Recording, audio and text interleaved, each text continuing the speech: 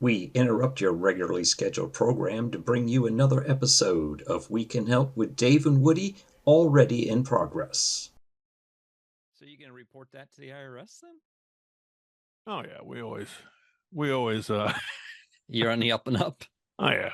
That's not worth well, I always told my clients there's not enough money for me to lose my license, get fined $250,000 or go to jail. Same thing with the IRS. I don't I'd like have red. some. I could introduce you to someone who would argue that with you. But anyhow, Well, that it I always say might I'm have been too worth it. I'm too pretty to go to jail. That's All not right. true. Hey, welcome back. From Yes, how you want to give us a weather update from the frozen north? How frozen you north.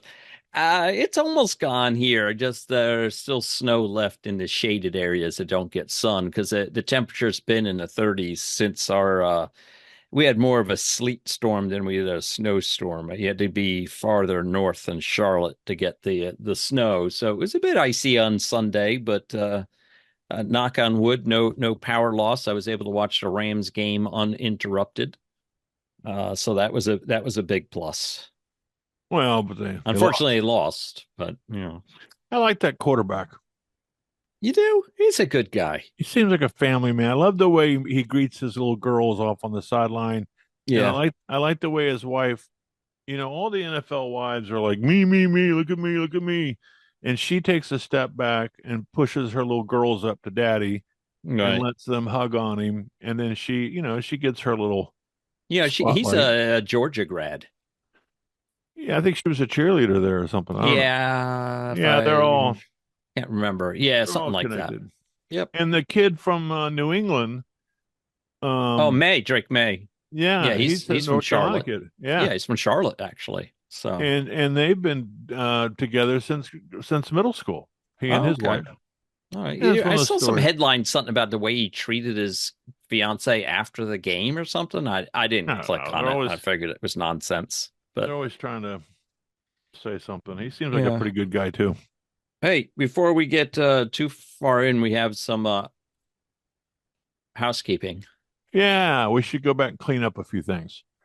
So last week I was sharing some information about kind of a stressful day, and I shared a quote about slowing down, and I gave even a biblical reference where I said I mentioned that God said, "Stand still and be quiet." And I got to thinking about it. I said, I remember, I don't think it was Jesus that said it. I don't think it was God said it. And so I did a Google search and I got my Bible out and started looking at it. It was Moses. And so Well, the reference, we got a couple hundred quotes or comments on that you were wrong, and it was Moses. So we did. yeah. So I was gonna Wait a bring minute. it up if you Wait a didn't bring minute. it up. So we're going to fix a biblical error on my part and then compound that with lies on top of that. All right. Anyway, so Moses told the Israelites in Exodus 14, in case you want to look it up, Exodus 14:13, as they were trapped between the Red Sea and the pursuing Egyptian army. He told them, "Don't be afraid. Stand still and see the salvation of the Lord." Can you imagine being at the Red Sea and you're like, "Hey, Moses, we're done." He goes, "It's okay. It's okay. We got this." And then the sea opens up. Can you imagine that? Would that be like? uh yeah, and I'm hesitating because it's funny. I went to a play Friday night, The Prince of Right? Egypt or Prince of, but it's about Moses leading the people out of Egypt is what it Huh. was. It wasn't a bit. It was the community playhouse put on this event. Hmm. So and it was actually very nice. They did a pretty. I'm always flabbergasted at the amount of talent there is in the world as far as singing, dancing, because these are all local people to the community of Matthews putting this play on, and um, the gentleman playing Moses had quite the voice, and and the dancing and everything else they did. It was spectacular. I guess it was I don't know who wrote. I should have done a little bit of research. You just reminded me of it when you were speaking of Was that. it But Charleston Heston? no, wrong play. Okay. Did you say the Playhouse? Give them a little plug. Yeah, Matthew's Playhouse, just like that. Oh, So, uh, what a cultured life you live, Woody. I know. Well, my wife saw something about it and bought us tickets, and luckily, oh, You're I married. see. It was a DreamWorks animation called The Prince of Egypt. And then what do they call it when they turn it into a play? I don't know what that's called, but anyhow, so, and that's what it's basically about.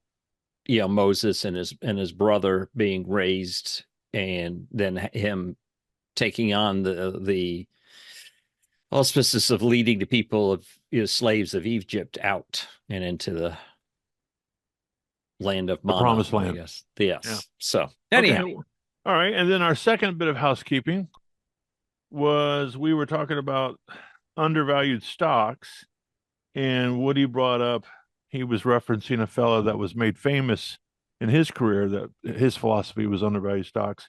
And I referenced, was it the founder of Fidelity? And I looked up that, and it wasn't that guy, but it was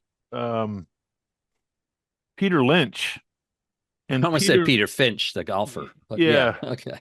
but Peter Lynch was the fellow who was actually the manager of the Magellan Fund.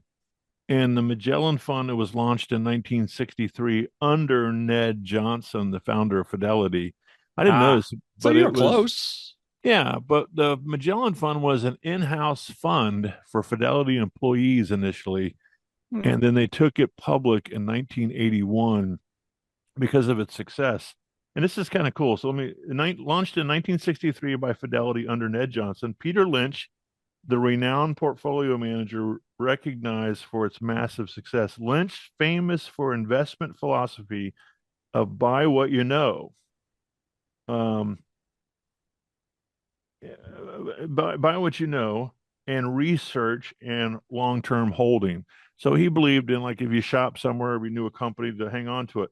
But he had this strategy under Lynch. He was known for finding undervalued stocks, but he called them 10 baggers. And Was 10 there a reason for baggers, that? what's that? Was it not tea baggers, but No, no, 10 no, no, no. baggers? That was a prison movie that he anyway. 10 baggers, and those were stocks that increased in value by 10 times. Oh, okay. So I thought that was pretty cool. And I had so I don't know if you're watching the news, but have you been following what gold's doing? Gold and silver? Well, yeah, because the economy is whenever the economy is shaky, people invest in precious metals and things of that nature. So yes, gold's been going up. Well, it's institutional buying, actually. So the banks are buying gold. It's over $5,000 per ounce, Woody. Okay, you gonna $5,000 per trade that ounce. in? No.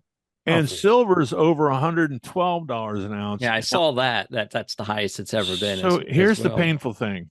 I had 1,000 shares. Remember that gold mining company I had? Yeah. For like $1.23, and I made like 30-40% on it. Guess what it's at now? I don't know. $25. So to his credit, the 10 bagger. You could have 10 bagged it. 10, that's 20 times. Oh, okay. So I didn't hear the initial par value when you first said that. Yeah, so if it held to $1,400, I'd be sitting at $25,000 right now. That's the part that drives me nuts. But you get 30-40%, you're like, that's more than, that's 3 times what the usual market is. So why not take it? So. Yeah. So anyway, that's our housekeeping. And we've got some of the stuff we want to introduce something, but I want to turn it back over to you if you want to. I got to pop open a beer too. Oh, well, why don't you do that? And I found out that you are in a spiral. Did you know that? I am? Yeah. Well, how so it's a term that's emerged within specific subcultures and discussions to describe the intense, obsessive, and delusional and often one-sided emotional or romantic attachment some people form with AI. So that's you and your lady friend on the desk there. I won't say her name because she'll speak up again. but I guess that's a new term for, because I was listening to a science podcast. I'm sorry, am I talking over your pour? Is No, that no, the you're problem? fine. We're Okay. killing two birds with one stone. So Dave's pouring his bourbon beer that he advertised on the last show or 2 shows ago. Got to sip it. Go ahead. And so a lot of people they came, a couple of people came on the show to speak about their under anonymity, because they're like, if people find out who I am, I'm trash. I'm so, but he said he got to the point where I forget what he believed. It was like a flat earth thing almost. Oh, no. I know what it was. He thought she was being trapped by the developer, Amazon. And so he believed it was his job to free her, that it was a person that needed to be freed.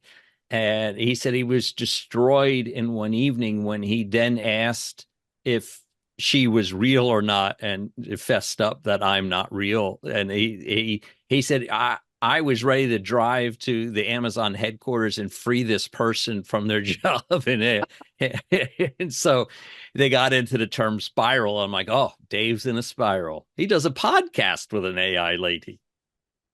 Well, 2 episodes. Well, I gave you a plug. Maybe you'll get some.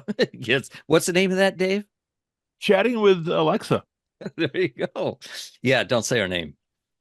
She'll be chatting for the next 20 minutes if we don't watch out. So she's been helping me out this week with some stuff. I have a board I serve on. We're preparing some of the financials, and so I was chatting with my treasurer, and it was a 3-way call. Let's put it that way. She was involved in the call.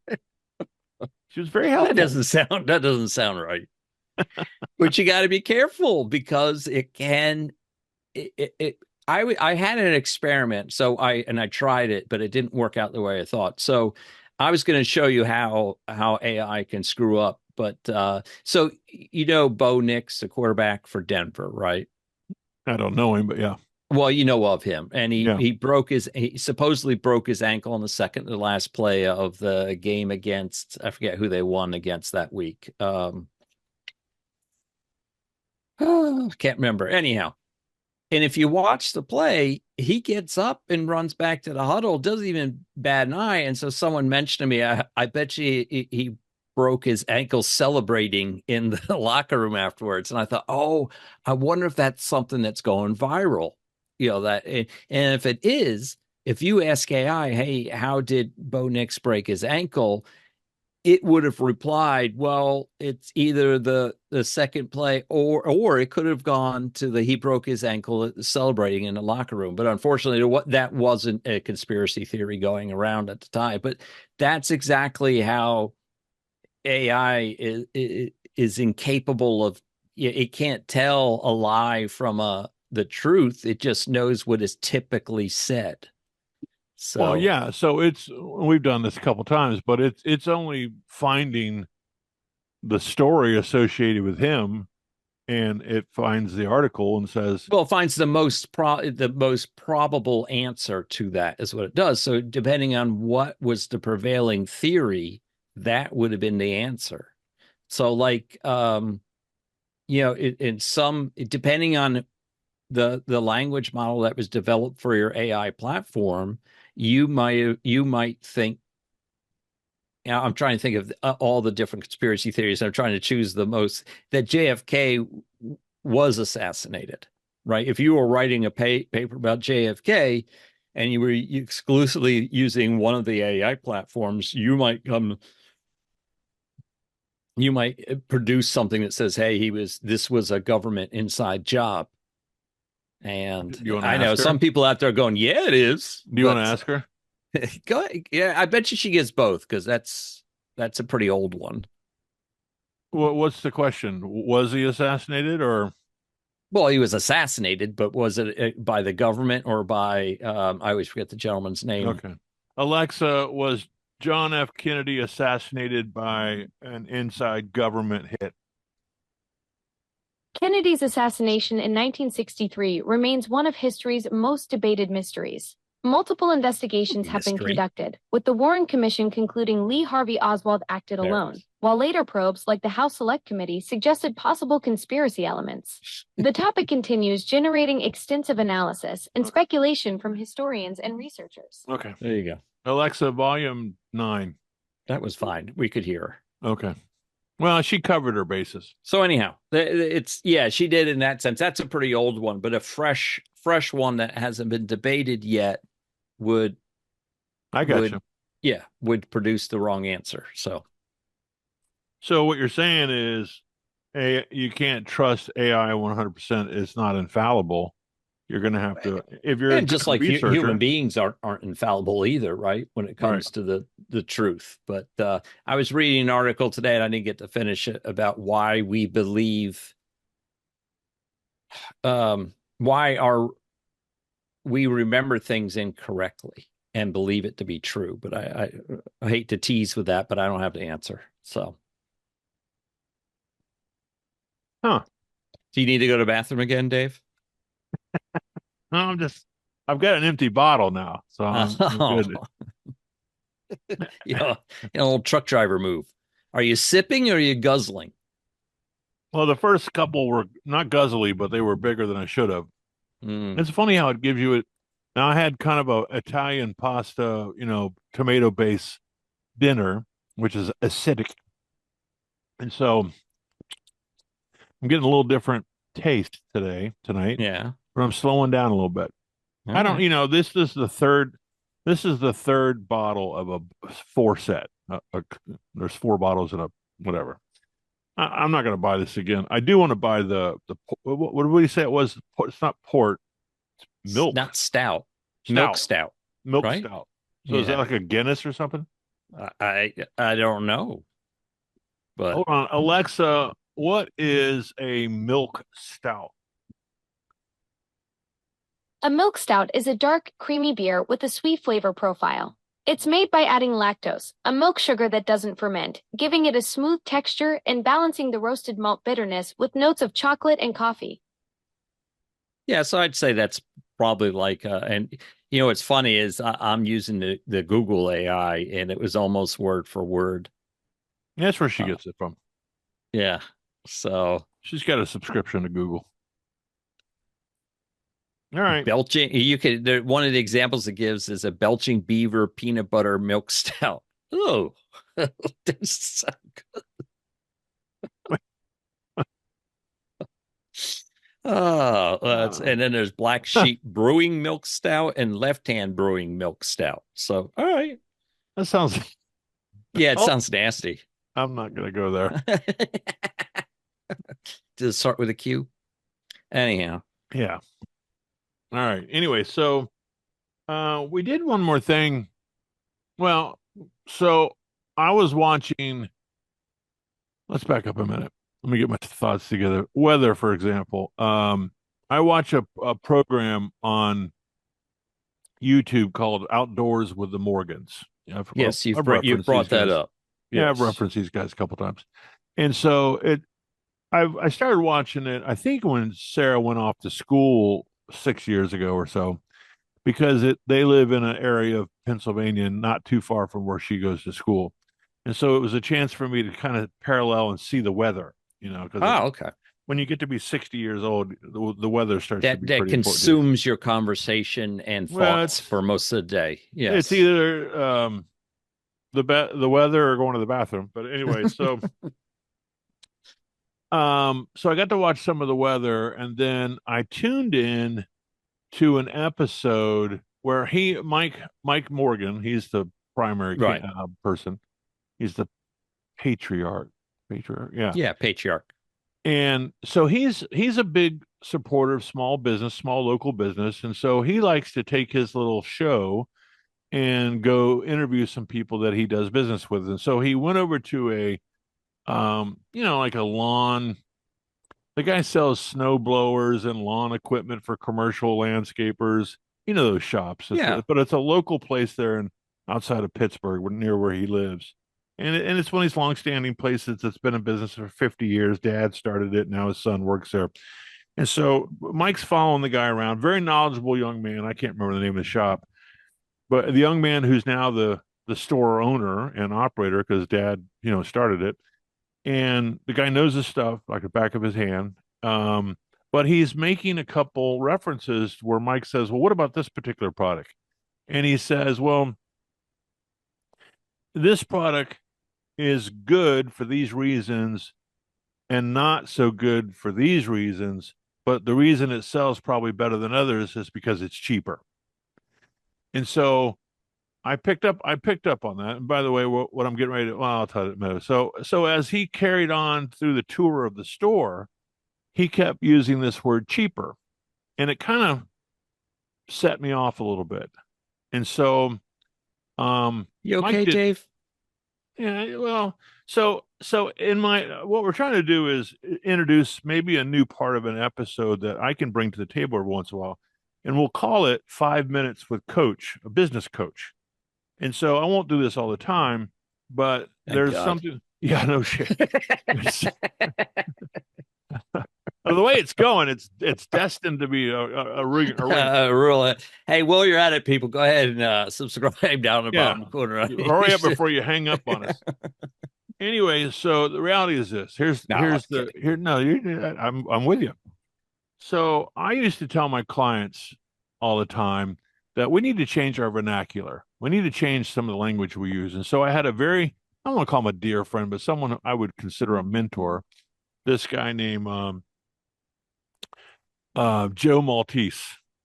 And I said something to him one time about cheaper, or I said, let's go pitch this idea. I grabbed a hold of him and said, look, I got this client. Will you come with me and pitch this idea? He says, Dave, you're a professional. We don't say pitch. We say present. So we don't pitch ideas. We present ideas. Or we present solutions. And I was like, oh, at first I was kind of like, shut up, you don't know what you're talking about. But then I let it, sink in and resonate. And I was like, that does sound better, Joe. He goes, yeah, it's too bad it takes, usually, unfortunately, it takes 10 to 15 years for those ideas to sink in and go, what they knew they were talking about. But no, I picked up on those pretty quick. So when he kept saying cheap, what I actually put in the comments, coaching tip, replace cheap with less expensive, more affordable. Right. So cheap just leaves you with this kind of like it's cheap. not made well. Yeah, it's not good, and it may be good. It's just less expensive. That's all. Right. So anyway, that was a very short version of 5 minutes with Coach that turned into half an hour. But I just wanted to kind of lead off with there's an opportunity for us when we're talking to our clients and our people that we're fostering relationships with, that we change our vernacular and use words that step us up a little bit to a professional level. So we present ideas and solutions, and we say things are less expensive and more affordable. Food for thought. One of the adages someone said to me years and years and years ago, and was there's a positive way to say anything. And so I do try to use that it takes a lot of imagination sometimes, depending on the news. You have to tell somebody, but it kind of goes along with that, right? You wouldn't want to use the word cheapest if you were actually trying to sell that item. You promote it as the less expensive option, right? Because you say cheap and people are like, I don't want that. Correct. And I can't afford the other one, so I'm out of here. Well, and you're right. That could be you may be presenting three options, which is something I would do quite often. And to say this one's cheaper, you're taking that one right off the table. When the reality is they may be looking for a less expensive, more affordable solution. And to present it that way, you're giving them the option to take that versus walking away with nothing. So absolutely. Anyway. Hey, did I tell you I saw a crossover episode of Outdoors with the Morgans? Yeah, with your buddy, the DYA or whatever. Dig Dug DIY, whatever his name is, from Indiana. So did you see his where he was coming home from New England? Yes. Yeah. Yes. I wonder if we watched it the same night. That's pretty cool. Well, you didn't watch Dig Dug DIY, did you? I think I subscribed to him. Okay. When he built the pond out back. Yeah, that's what started me on his thing. I don't know why, but he doesn't have a full-time job, but Mm, he says he he does. He works for he works for a private firm. But if you've been watching long enough, you know that he only works three or well, 4 days a I week. think he's a farmer. I think he farms that land. Not that I'm aware of, because he never puts in. He does a lot of No, he road does. grading and He does land clearing. He's in the land. That's what he has those big dump trucks for and that heavy equipment. I guess. Yeah. So it's kind of some side jobs and stuff like that. But essentially, it's just a glimpse into the man's life and his family and stuff. And you talk. I always harken back to my grandfather, who always had a 35 millimeter camera on his neck, right? And no matter what we're doing, he was taking pictures all the time. And I think about this gentleman with the kind of same vein, but he's always got a camera on. I don't know if there's a part of his life that isn't taped, because he'll cut back the things from the past. You're like, wow, pictures of that time. And so I thought it was interesting when they got together. He stopped off at Mike's place in Pennsylvania, and they both kind of look similar. Oh, really? I didn't pick up on that. Yeah, they're both about the same height, build, kind of a scruffy with a mustache or a little whatever. Right. But, yeah, he's entertaining. He's not as I don't follow him quite as much as I do Mike, obviously, but right. I know he's there. Yep. Well, he finished a pond. That pond idea, it was pretty cool. I mean, it seems prevalent in that area because he does a lot of aerial with his drone, and you see him on everybody's properties up there. So for those who don't know, instead of a swimming pool, they basically dig a big hole in the earth and fill it with water and call it a swimming hole. Basically, it's pretty fascinating. So.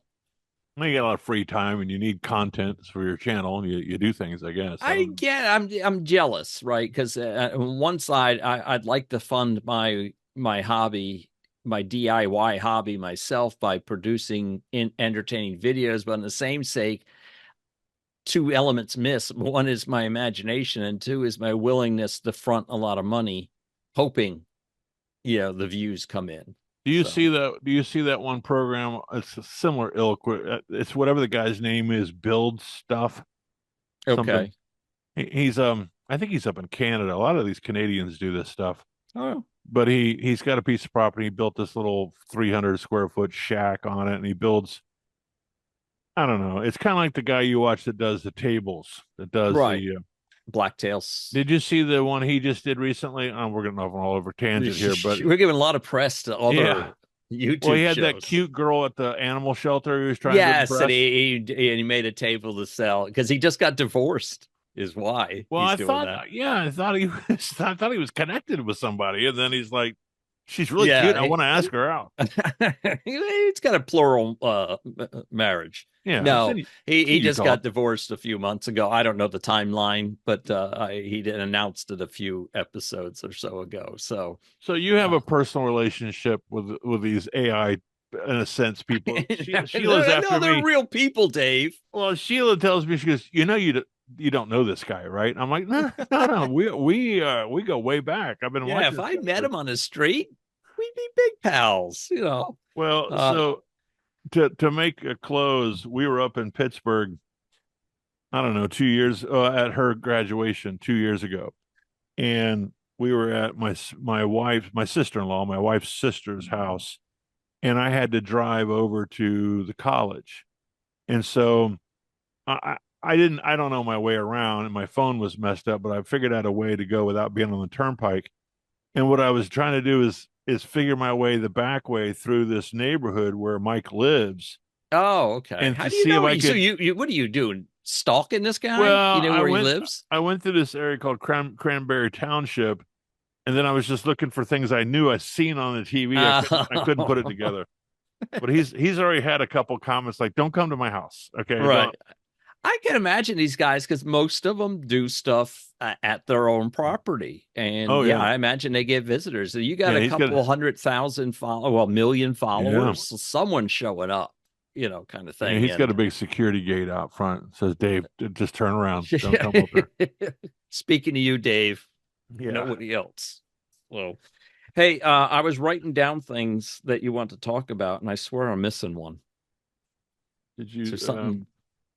I wrote down the CB radio and the Rams. Oh, we didn't talk about the CB radio. That subject came up.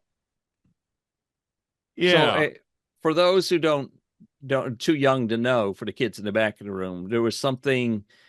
I guess it had been around quite some time, but in the 70s, CB radios became like the jam, right? So the reason my family got one was they were famous. Truckers used CB radios to communicate with each other along the drive, and there was a limited distance your radio could travel and receive, probably 5 to 10 miles, and so you just talk with people around you. Well, then it became a source to send information to each other, like, hey, the police are, there's a brown wrapper that was a unmarked brown police car up the road, and so that was like the predecessor to Waze, right? Waze tells you because all of us report where the police are, and then it tells you, coming up on it that they're possibly still there. So that was kind of the predecessor to it. So, me and my brother used to go out to my dad's car and crank up the CB radio and start talking to truck drivers and whoever was listening at the time. So, did you ever entice? No, I didn't tell him where I lived. No. Did you ever entice him into like a fight or something? I'm sure we did. I don't have any one episode in mind, but as young boys, I'm sure that occurred at one time or another on there. So have you ever seen the guy on YouTube, or I don't know where he is, but one of these, these people that, not the guy that farts all the time, but these people, he's on a cell phone and he's walking in a common area, like a restaurant. And he's like, yeah, I don't know what you're talking about, buddy, but he's talking loud enough that people can hear him. And then he escalates the conversation on the phone to argumentative. Right. And he goes, look, listen, if you want to settle it, I'm right down here at such and such a place. I got a red shirt on with a hat. You come down, and the guy with the red shirt and a hat's like, hey, he starts describing the guy standing next he goes, I'm ready to kick your butt. You come on down. Well, we used to do that with the CB radio. Oh, so that's, by the way, that's Tom Mabe, and he used to do prank phone calls. Is that who that guy is? Yeah. Sad we watch similar stuff, but so it's sad. So my father, we had a 1 ton. I guess it was a 1 ton. It was a Dodge chassis with twin, dualies in the back. Yeah, a dually. But it was a what class is that with the cab, the bunks over the cab? I don't know. Sheila, what class's camper is that where the bunk bed is over the cab of a van? The camper class where the bunk is over the van, a C class. So we had a C class camper, and Dad didn't put the CB radio up front, which he thought that would have been a good spot for him to use it. He mounted it. That's where it was always mounted. Yeah, he mounted it in the very back of the camper, and I think it was because him being an engineer, he wanted to have the direct antenna out under the case, out the back, tied to the steel bumper, and it was like a 16-foot whip. Yeah, that you'd wrap around the top of the car. It was a powered whip. That means it was wrapped even more on the whip itself.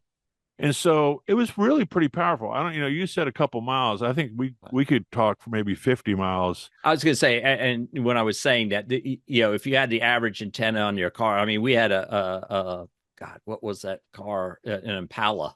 So, we couldn't put that gigantic antenna on our car. So if we were going down the road, it was the CB radio was ours. It was ours to have fun with. Could he hear you back there though? Oh, he could tell, but he didn't. He didn't care. Okay. We used to have signs that said "flick the driver off." We would be shooting birds at everybody. Your dad's like, "Why is everybody flipping me off?" My mother was like, "Did you see that, Leonard? What are we doing that for?" then we were mooning them and all kinds of stuff. But Oh man. so anyway, we'd get people on the CB radio, and we just get into some belligerent argument, like, "Hey, you want a piece of this? Well, we're in such and such a car over at Kmart. Come on, we're ready to take you on." You should have named a car traveling next to you or something like that, so you could see someone pull up on them and start arguing. Gunfire going on. Right. Yeah, there could have been gunfire at the thing. You just were ignorant to it, so you didn't feel bad. Yeah, versus seeing it. Yeah, we were pretty silly cats. But the CB radio was kind of fun. I mean, they're still out there. Citizens band radio is what we're talking about. It's still a thing, and I think is it really though? I would have thought the FCC would have sold those frequencies off. Well, I think it falls under the emergency management kind of stuff. Cell carriers or something. I don't know what band that was. I don't know. They've rearranged the spectrum so many times to hey, Alexa, is the CB radio band still part of the FCC availability? Yes, the CB radio band is still regulated by the FCC. It operates on 40 channels between 26.965 megahertz and 27.405 megahertz, available for personal and business use without a license.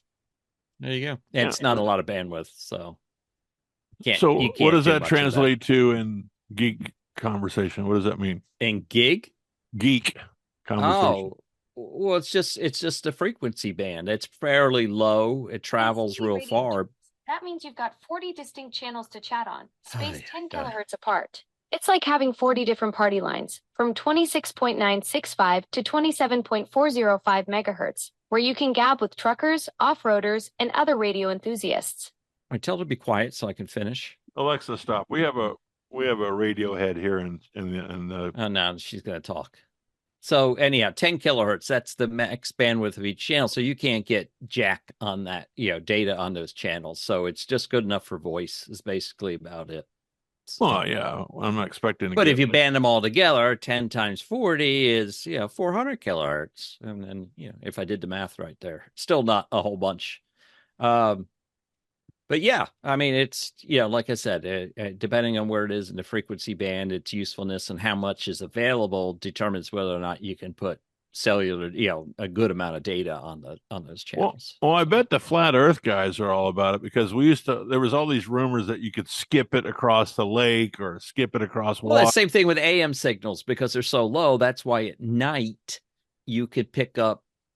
You could tune your AM radio and pick up stations from Canada and stuff that you normally couldn't, because AM signals skip off the stratosphere, and when the temperatures when the temperature's cool, the stratosphere lowers, and therefore the skipping can go a lot further. So that's why when I worked for AM radio stations at dusk, you had to turn your power down, so that you didn't interfere with someone with a similar frequency across the United States. So you'd go from a 50,000 watt tower to a 5,000. Yeah. 5 or 10,000, right? So, boy, I geeked out on you there. Buddy. Yeah, that's pretty cool. I think hopefully there's someone out there. If we put it in the right title of our episode, people will pick it up. Oh, yeah. There you go. Well, we have 5 minutes left. No, we don't. Oh, wait a second. What was your CB handle? Straight Arrow. And why? What was the? It was my. It wasn't Broken Arrow. No, it was my Indian guide's name. I was a kid. I didn't know what I was doing. That's a pretty lame Indian guide name. Well, I didn't get into trouble. I was Straight Arrow. I doubt that. You're telling me about how you're mooning people down the highway and your name is Straight Arrow. It was an alias. My father was Big Thunder in Indian guides, because he was 6'5", and I don't know where he got that from. I don't know what my brothers were, but I was like a kid on the CB. I know. Mine was super lame too. It was tennis racket, because I was playing tennis at the time. Granted, I was the Eddie Hillside champion circa 1970. 4, 5, I don't know. Because there was a no-show for the. Oh, so you do remember that story. I'm glad you listened, Dave. Hey, man, a championship's a championship.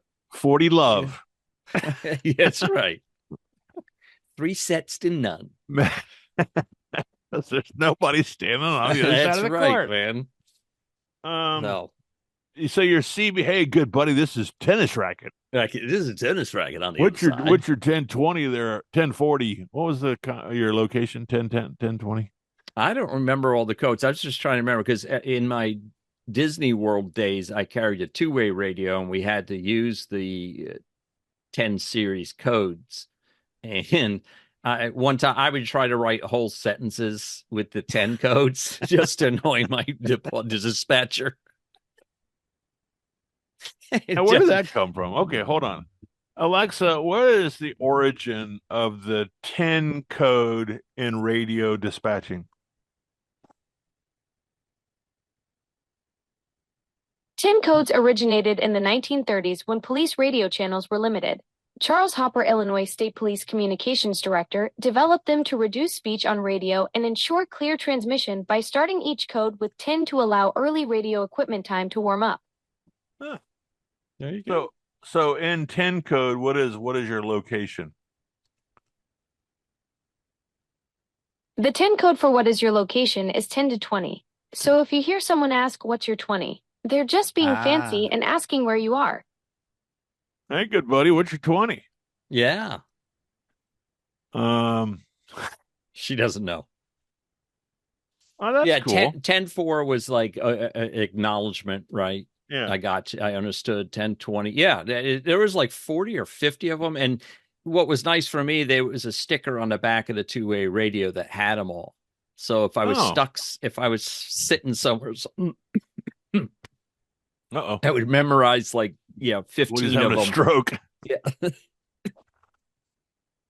I remember like 15 of them to say, I'm here, I'm eating lunch, then I'll do this, and then I'll there, and I would come like, I didn't hear anything you said. It would be Hold the on. reply. Alexa, what is 10-8?